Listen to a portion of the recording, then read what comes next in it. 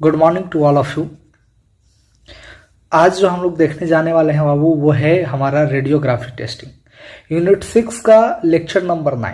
ठीक है, आज ये हमारा लास्ट लेक्चर होगा। इसके बाद जो है हमारा यूनिट 6 भी खत्म हो जाएगा, यानी कि आपका पूरा सिलेबस खत्म हो जाएगा।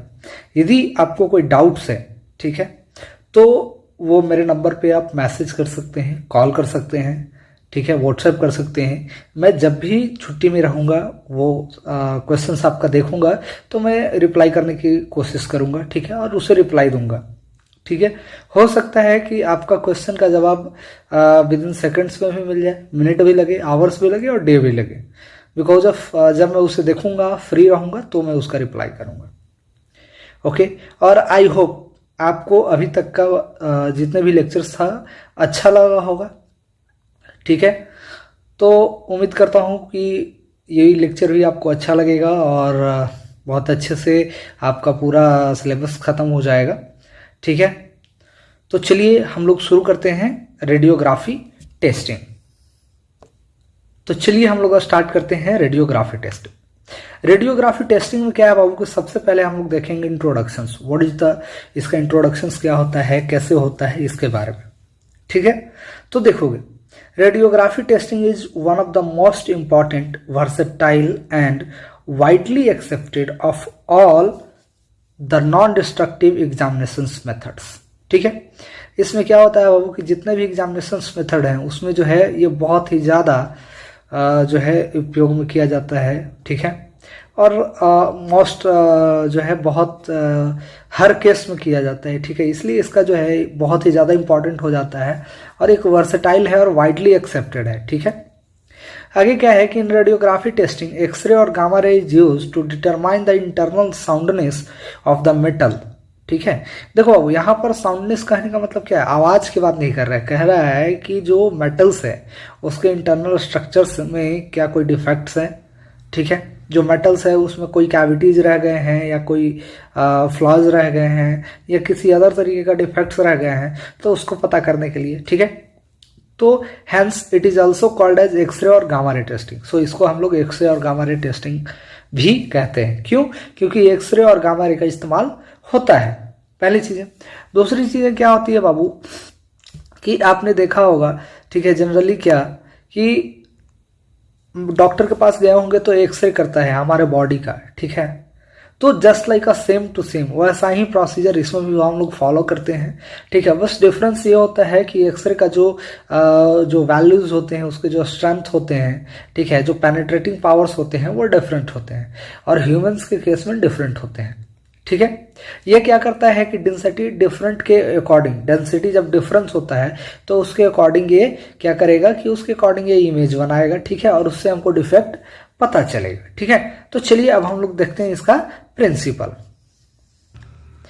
हम लोग प्रिंसिपल की बात करते हैं तो प्रिंसिपल क्या कहता है कि radiography testing is the method of inspecting materials for hidden flaws defects by using the ability of short wavelength electromagnetic radiation to penetrate various materials। ठीक है, कहता है कि रेडियोग्राफी टेस्टिंग जो है बाबू, ठीक है, वो किसी भी हिडन फ्लॉज को डिटेक्ट करने के लिए, ठीक है, या किसी भी डिफेक्ट को डिटेक्ट करने के लिए हम लोग शॉर्ट वेवलेंथ का क्या यूज करते हैं, इलेक्ट्रोमैग्नेटिक रेडिएशन यूज करते हैं, जो कि क्या करता है, बहुत सारे मटेरियल्स को पेनिट्रेट करता है और पेनिट्रेट करके उसके डिफेक्ट्स के बारे में हमको एक इमेज देता है। ठीक है, नेक्स्ट है the intensity of radiation that penetrate and passes through the material is captured by radiation sensitive film. और इसका जो रेडिएशन का जो इंटेंसिटी है, जो वो क्या होगा, पेनिट्रेट करेगा और मटेरियल से पास करेगा, वो अगेन किसके द्वारा कैप्चर होगा, रेडिएशन सेंसिटिव फिल्म के द्वारा कैप्चर होगा। ठीक है, और वो कैप्चर करके क्या करेगा, वो बताएगा, ठीक है, कि किस तरीके से है, क्या है, कैसे है। ठीक है, उसमें कहाँ पर डिफेक्ट्स है। ओके, चलिए अब हम लोग देखते हैं जनरल प्रोसीजर्स क्या होते हैं। ठीक है, देखो एनिमेशंस मैं इसमें इसलिए नहीं दिखा रहा हूँ कि जनरली आप एक्सरे होते हुए देखे होंगे, ठीक है, या कि कहीं पे जहाँ पे एक्सरे सेंटर है वहाँ पर जाके देखिए, जैसे ह्यूमंस बॉडी का होता है ना, just like same to same वैसे ही होता है हमारे मटेरियल्स वगैरह में। ठीक है, बट वो क्या होता है कि उसका जो एक्सरे का जो वेवलेंथ होता है, ठीक है, वो डिफरेंट होता है, तो इसका वजह से उसका पेनिट्रेटिंग पावर भी डिफरेंट होता है।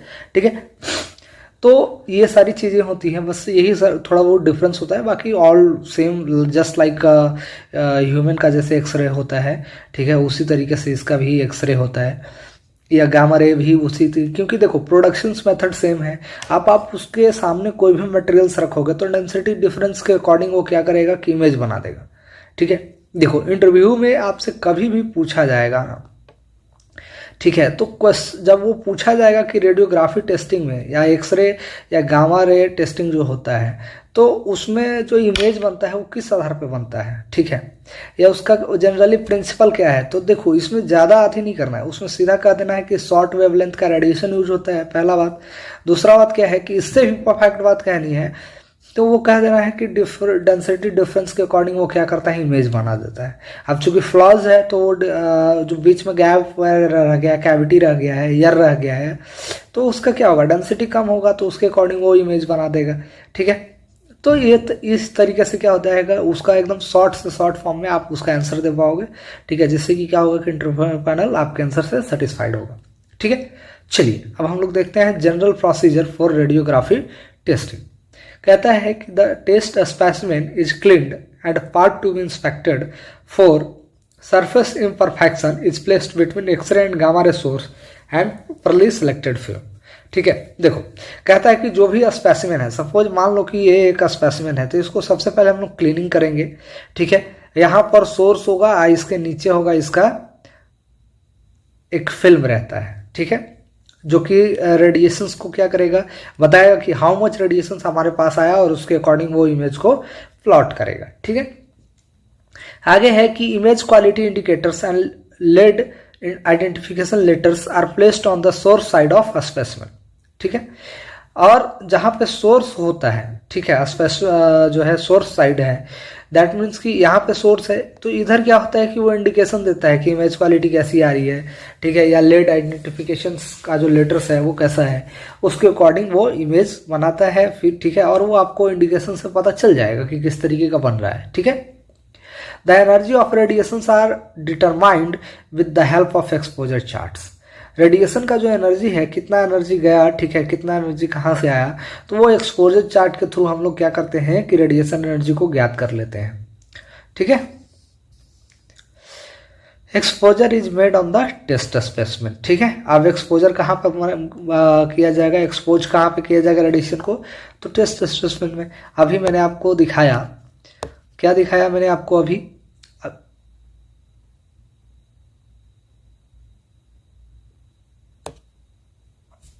आपको मैंने दिखाया यहाँ पर कि दिस इज द ऑब्जेक्ट, ठीक है। यहाँ पर क्या है कि आपका दिस वन सोर्स है, तो ये जब रेडिएशन निकलेगा, ठीक है, तो क्या होगा कि जब उसके सामने आएगा तो हम लोग कहते हैं बाबू कि वो रेडिएशन एक्सपोज हो रहा है, ठीक है, यानी कि एक्सपोजर जो होगा वो किस पे होगा, टेस्ट स्पेसिमेन पे, ओके। नेक्स्ट पॉइंट क्या कहता है बाबू कि the film cassette is removed and taken to dark room for processing, ठीक है। अब फिल्म कैसेट, फिल्म वहाँ पे कैसेट्स का इस्तेमाल किया जाता है जो फिल्म होता है, ठीक है। अब उसको रिमूव कर दिया जाता है और उसको प्रोसेसिंग के लिए ले जाया जाता है, ठीक है। The development of film make the hidden image visible. अब उस फिल्म को जब हम लोग डेवलप करते हैं, ठीक है, तो क्या करेगा कि उस पर जो इमेज बनता है वो हमको दिखने लायक हो जाता है, ठीक है। और the film is dried after washing, और उस फिल्म को धो करके जो है धोने के बाद उसको सुखा दिया जाता है, ठीक है। Finally the film is interpreted for defects and report is compiled, और उससे क्या हो जाएगा कि आपका फिल्म जो है वो रिपोर्ट इंटरप्रेट करेगा कि कहाँ पर डिफेक्ट्स है, ठीक है, और फिर वो क्या कर देगा कि रिपोर्ट आप उसको बना दिया जाएगा, ठीक है। The report is signed by responsible person and properly field for future reference. अब देखो जैसे कि आप डॉक्टर के पास जाते हो तो एक्सरे जो आता है उसके पास देखते हो, एक डॉक्टर साइन करता है एक पेपर पर कि हाँ कहाँ पर डिफेक्ट है, उसके अकॉर्डिंग क्या निकला। उसी तरीके से हम लोग जो इंस्पेक्शन करते हैं ना, तो जो भी उसका इंस्पेक्टर होता है, क्वालिटी इंस्पेक्टर, वो क्या करता है कि वहाँ पर साइन करता है, ठीक है, किस तरीके से क्या है, ओके। ये देखो ये मैंने बनाया है एक किस तरीके से प्रोसेसिंग होता है। तो सबसे पहले यहाँ पर ध्यान दोगे बाबू, तो दिस वन, ये तो सबसे पहले यहाँ पर ध्यान दोगे बाबू, तो देखो यहाँ पर क्या है, रेडिएशन सोर्स है, ठीक है, उसके नीचे क्या आएगा, पार्ट अंडर टेस्ट, फिर उसके नीचे क्या आएगा, एक्सरे फिल्म। ये एक साथ होता है, ठीक है। उसके बाद क्या होता है कि इसी एक्सरे फिल्म को प्रोसेस करते हैं हम लोग, ठीक है, प्रोसेस करते हैं, ठीक है। प्रोसेसिंग के बाद वॉश करके इसको सुखा लिया जाता है। उसके बाद इसको देखने के बाद क्या होता है कि रिपोर्टिंग होता है, हम लोग देखते हैं, रिपोर्ट करते हैं, ठीक है, और फिर उसको फिलिंग कर देते हैं। ओके, यहाँ पर देखिएगा मैंने एक इमेज इसमें डाला है, ठीक है। वो इमेज देखो, यहाँ पे रेडिएशन सोर्स है ऊपर में सबसे पहले, ठीक है। वो एक्सरे निकला, यहाँ पर ऑब्जेक्ट एक्सपोज हुआ, ये डिफेक्ट्स है। अब ये डिफेक्ट्स की वजह से देखो यहाँ पर अलग इमेज बना, ठीक है। Because of this is more dark, क्यों, क्योंकि क्या है कि यहाँ पर जो डेंसिटी है, ठीक है, ये जो पेनिट्रेट हो रहा है रेडिएशन वो ज़्यादा हो जाएगा, because of there is a no यानी ऑब्स्ट्रक्शंस, ठीक है। आगे क्या है बाबू कि यहाँ पर और आगे देखोगे तो इसका इमेज यहाँ पर बन जाएगा, ठीक है। This is the final image, और ये रेडिएशन सेंसिटिव फिल्म है, ये जो लगा हुआ दिख रहा है आपको, दिस वन ये रेडिएशन सेंसिटिव फिल्म है, ठीक है। तो इस तरीके से पूरा है। एग्जाम में कोशिश कीजिएगा इस पिक्चर को बनाने का, ठीक है, ज़्यादा बेहतर होगा। ओके, चलिए देख लीजिए एक बार पूरी तरह अच्छे तरीके से पिक्चर को एक बार बना लीजिएगा। नेक्स्ट देखिए, ये है आपका गामा रे का, ऊपर वाला किसका था, एक्सरे का था। गामा रे देखो इसमें यही डिफरेंस होता है गामा रे का सोर्स में और एक्सरे के सोर्स में, बाकी जो है वो बाकी सारी प्रोसेसेस क्या होते हैं, सेम होते हैं। अब देखो एक्सरे का जो है, एक्सरे रेडियोग्राफी का जो हमारा जो एडवांटेजेस है उसके बारे में है। तो सबसे पहले क्या है कि वाइड वेराइटी ऑफ मटेरियल्स, किसी भी मटेरियल्स पे आप जो है कर सकते हो, मतलब मोस्टली बहुत ज़्यादा मटेरियल्स को आप इसमें इस्तेमाल कर सकते हो।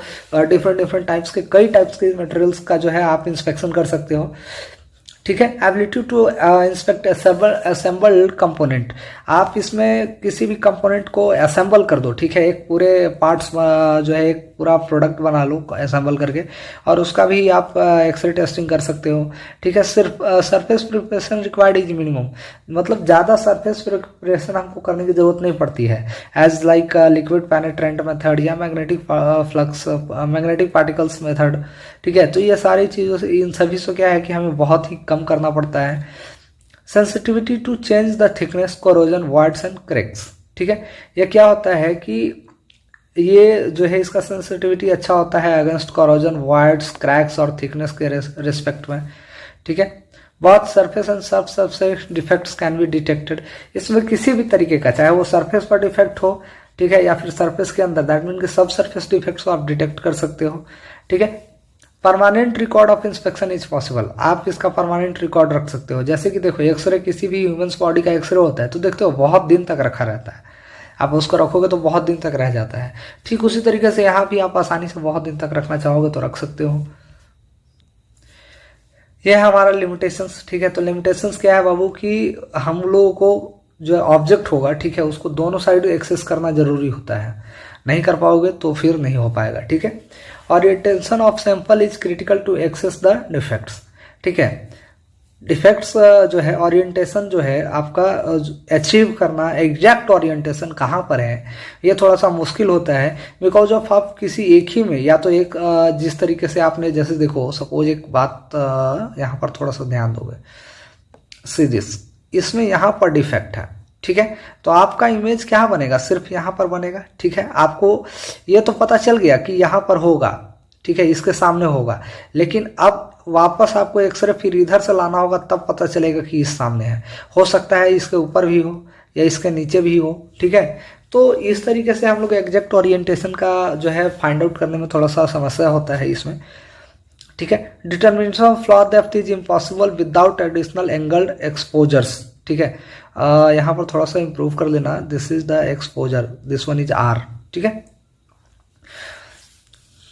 आगे क्या है कि special operator training is required, इसके लिए क्या है कि हमको बहुत ज़्यादा ट्रेनिंग की ज़रूरत पड़ती है, क्योंकि रेडिएशन सोर्स होने की वजह से ये ह्यूमंस के लिए हार्मफुल होता है, ठीक है। और आप इसको ज़्यादा एक्सपोजर नहीं दे सकते हो, ठीक है। आप ज़्यादा देर तक रहते हो तो आप खुद भी यदि एक्सपोज होते हो तो ये आपके लिए भी हार्मफुल है, ठीक है। Additional safety measures are essential to prevent radiation hazards for personnels, ठीक है। और इसके लिए क्या है कि आपको सेफ्टी मेजर्स जो है रेडिएशंस के लिए ये आपको पता होना चाहिए, बहुत ही ज़रूरी होता है। इसके लिए एक बार्क की तरफ से एक बोर्ड है, ठीक है, एटॉमिक एनर्जी रेगुलेटरी बोर्ड है, ठीक है। वो क्या करता है बाबू कि वो रेडिएशंस को, ठीक है, जहाँ जहाँ पे रेडिएशन सोर्सेस इस्तेमाल होते हैं वहाँ पर वो रेगुलेट करता है और वो रूल्स बनाता है, उसके अकॉर्डिंग फॉलो होना चाहिए, ठीक है। अब देखोगे कहाँ कहाँ पर इसका एप्लीकेशन हम लोग करते हैं। तो detect internal continuities change such as shrinkage, cracking and porosity in castings. हम लोग किसी भी इंटरनल डिसकंटिन्यूटी या डिफेक्ट को चेक कर सकते हैं, डिटेक्ट कर सकते हैं, जैसे कि श्रिंकेज है, क्रैकिंग है या पोरोसिटी वगैरह है, ठीक है। आगे क्या है कि verify the integrity of internal components, ठीक है। इंटरनल कंपोनेंट्स को, इंटीग्रिटी को हम लोग वेरीफाई कर सकते हैं, ठीक है। Determine the quality of welded section and pipe.